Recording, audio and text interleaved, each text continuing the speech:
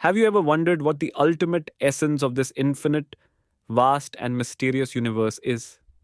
Is there a knowledge so complete that once known, nothing else remains to be known?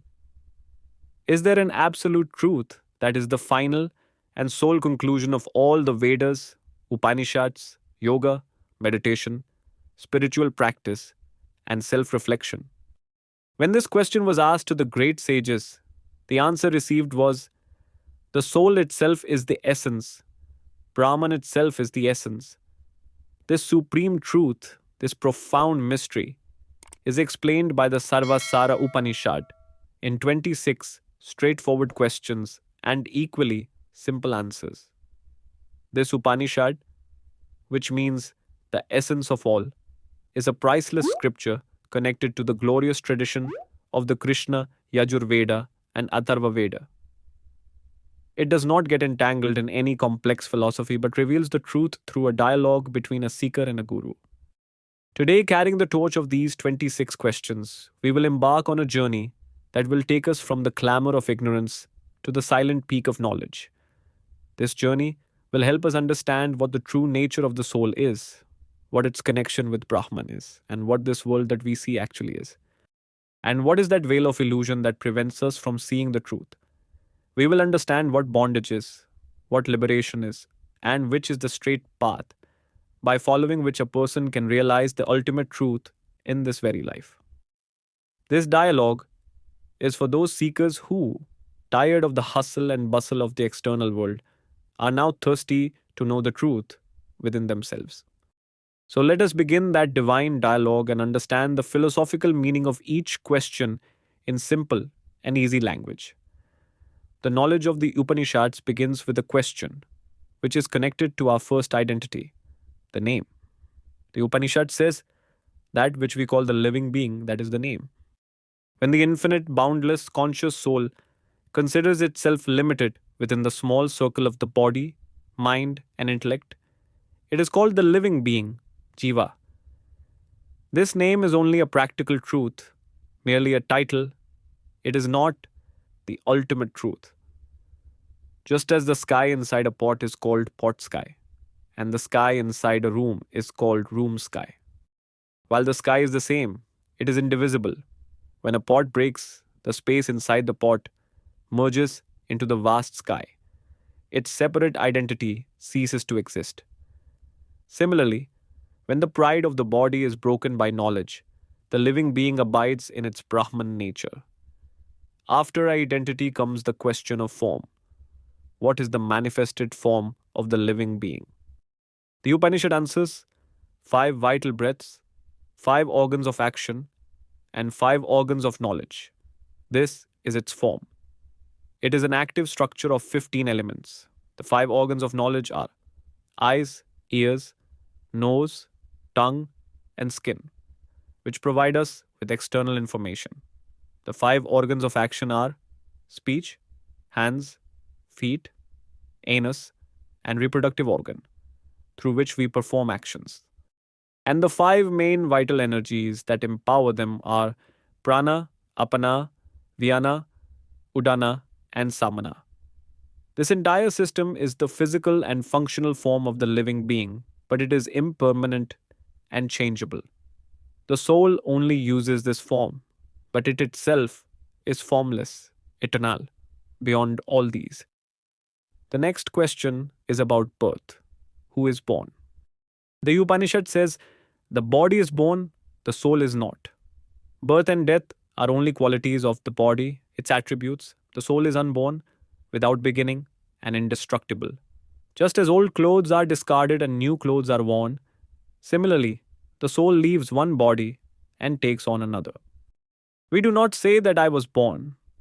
It is more accurate to say that this body was born. The soul has always existed and will always exist. It is beyond the cycle of time. Then the question arises about lineage. What is the lineage of the soul? The answer is straightforward. The soul has no lineage. Lineage is related to the body, ancestry, family, or tradition. Since the soul is not born, it has no family, ancestry, or lineage. It is beyond any social or familial identity. He is the witness to the origin of all clans, all lineages. After rejecting these external identities, the Guru makes the disciple realize his true nature. When asked, "Who are you?" the answer is, "You are the soul." This great statement is a form of the Mahavakya, Tat Tvam Asi. The Guru directly makes one realize that you are not the name, not the form, not the body, not the clan.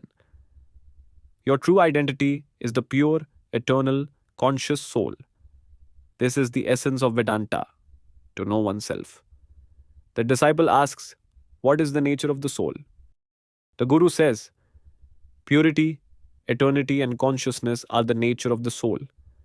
The soul is pure, no impurity attaches to it. It is eternal, beyond the influence of time, the same in the past, present, and future. It is conscious, self illuminating. Happiness, sorrow, anger, peace. These are all modifications of the mind, not the nature of the soul.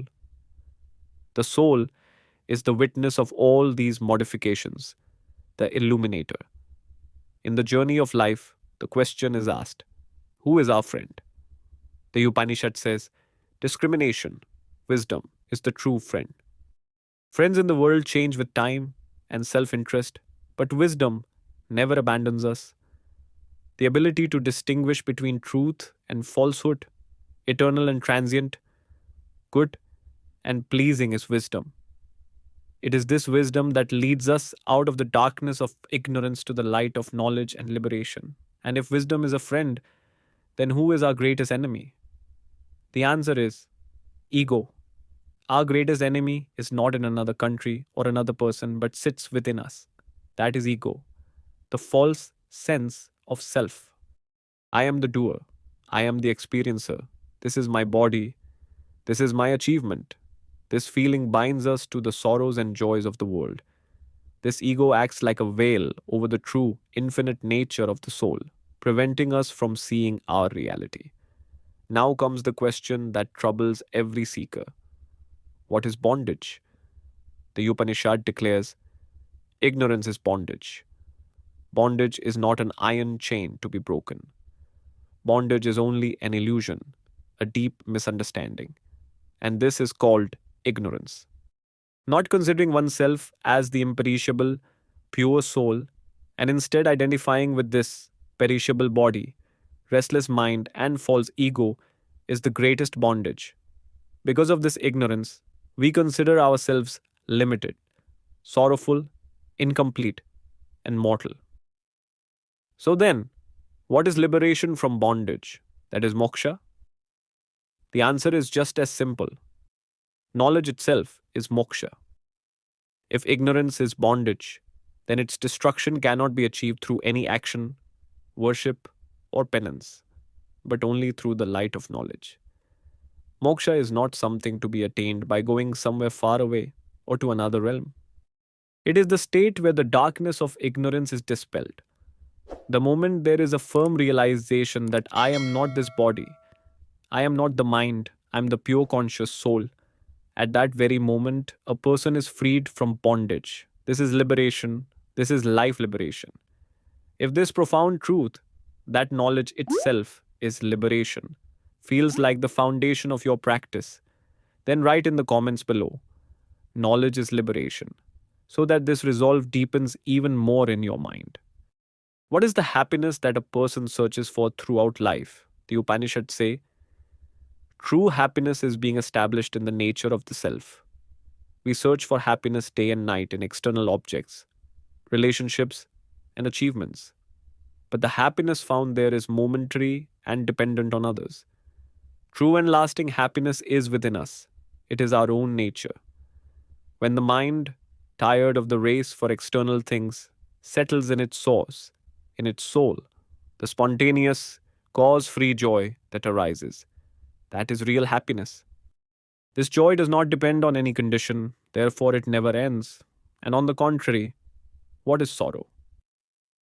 The root cause of sorrow is also ignorance. When we consider this changing body as the self and identify with this perishable ego, then the pain of the body, The insult to the mind and the blow to the ego directly cause us sorrow. The person who realizes himself as the witness soul, distinct from all these, becomes a witness to both sorrow and happiness and remains unaffected by them. It is also asked which realm a human should attain. The Upanishad says Brahmalok. Here, Brahmalok does not mean a place to go after death, but a state of knowledge where the seeker sees only Brahman everywhere, in every particle. Now, the Upanishad points to the root of creation. Who is our Supreme Father? The answer is Sat. Sat means the Supreme Being, eternal truth, which remains unchanged through all three times. From him, this creation originated. Sat is the true father of this world. And who is the mother of the world? The answer is Chit. Chit means consciousness, knowledge. Just as a mother nourishes the child in the womb, similarly, this Chit holds the entire universe in its womb. It illuminates it, it operates it. Therefore, Sat is the father and Chit is the mother. And now the question arises, who is our brother? The Upanishad says, knowledge. The brothers and relatives of the world accompany us for a limited time. But self-knowledge is such a brother who walks with us both in birth and after death. Self-knowledge is the true friend and true brother who takes us across this ocean of existence. Then what is Dharma? Is it worship or rituals? According to the Upanishad, attaining self-knowledge is the supreme Dharma. Worship, recitation, sacrifices, charity, these can all be external aspects of Dharma.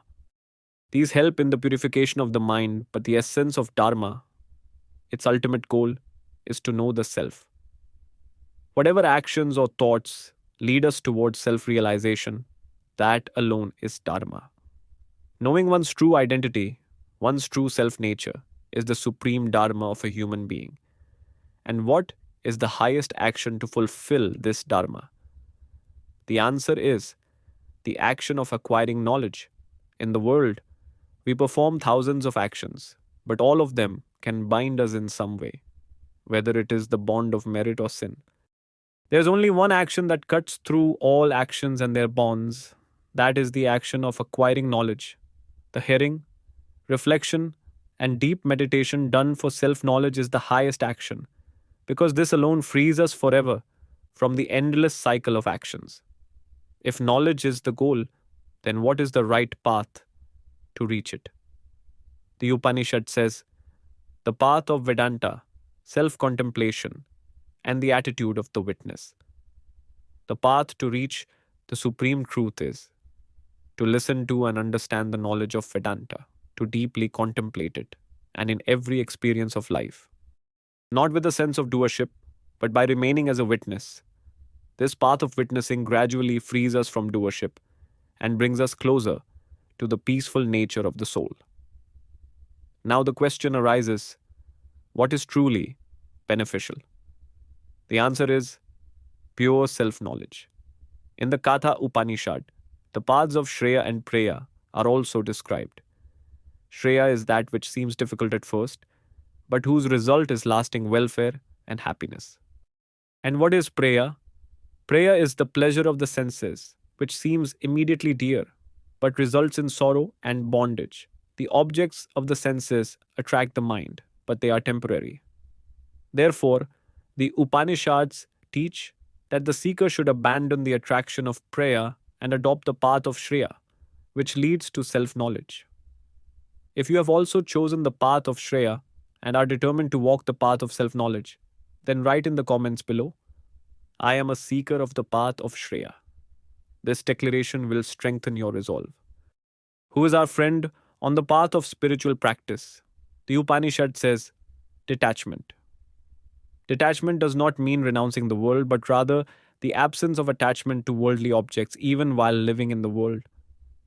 When the mind has no attachment or clinging to objects, that very detachment becomes our true friend. It makes the mind calm and introverted, which is extremely essential for self-discipline. And who is our real enemy? The answer is attachment and hatred. Our enemy is not some external person, but the impressions, samskaras of our own mind. The tendencies of attachment and aversion create unrest and unease within us and bind us to the fruits of our actions. To be free from these is to conquer the mind. What is this world? The Upanishad says it is an ocean filled with waves of birth, death, sorrow, and worries. The ignorant soul sits in the boat of desires and actions and dives into this ocean, wandering from one birth to another. So then, what is the bridge over this difficult ocean? How can it be crossed? The answer is meditation, practice, and guru knowledge. The bridge to cross this ocean of the world stands on three pillars. The first is meditation, which calms the restless mind. The second is practice, which strengthens discrimination and detachment. And the third is guru knowledge, which shows the right direction and cuts through illusions. This bridge takes us from ignorance to knowledge and beyond to liberation. And now, the final question: what is the essence? What is the essence of all these questions and answers? The Upanishad declares the self is the essence, Brahman is the essence. Its explanation is simple. The supreme element you are seeking outside is your own consciousness, it is your own soul, and that is the ultimate reality, Parabrahman. The bliss and peace you seek, you yourself are that bliss and peace. To realize this truth in experience is the ultimate goal of life. Through these 26 questions, the Sarvasara Upanishad gives us some clear and very profound teachings. The first teaching is that we are not this body.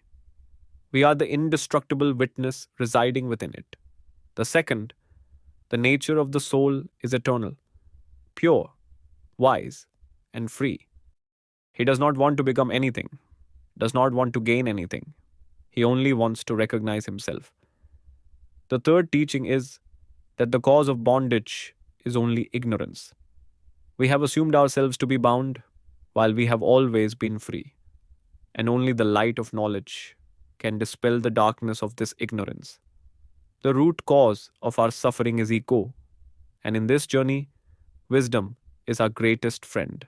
The knowledge gained through meditation, practice, and the guru is the bridge that will take us across the ocean of the world. And the essence of all this is contained in one great statement: there is no difference between the soul and Brahman. This is the pinnacle knowledge of Advaita Vedanta. If this Upanishadic knowledge has ignited the light of thought within you, if these questions have inspired you to seek your own truth, then like this video and share it with those seekers who are in search of the deeper meaning of life. Subscribe to the channel for more such profound knowledge related to Vedanta and the Upanishads. The final message of the Sarvasara Upanishad is simple and equally profound. Everything changes. The body changes, the mind changes, the world changes, relationships change, circumstances change. But the soul does not change. Everything is perishable, only Brahman is eternal. And the one who has realized this truth is free right here, right now. These 26 questions are as simple as a child, and their 26 answers are as profound as a sage. Throughout life, we remain entangled in the body, thoughts, emotions, actions, and relationships. But this Upanishad repeatedly awakens us and says, none of these is your true self. You are only the witness. You are only consciousness. You are the one who was never born, nor will ever die. This very soul is Brahman. This is called the essence of everything. The person who realizes this truth in experience remains free from the world even while living in it. He remains peaceful amidst sorrow, remains a witness amidst the clamor of actions, and remains established in his unchanging nature amidst the changes of the world. The goal of this Upanishad is one: to return to you, your lost self. To remind you that the joy you seek outside, the peace you seek, the completeness you want to attain, All of that is you yourself.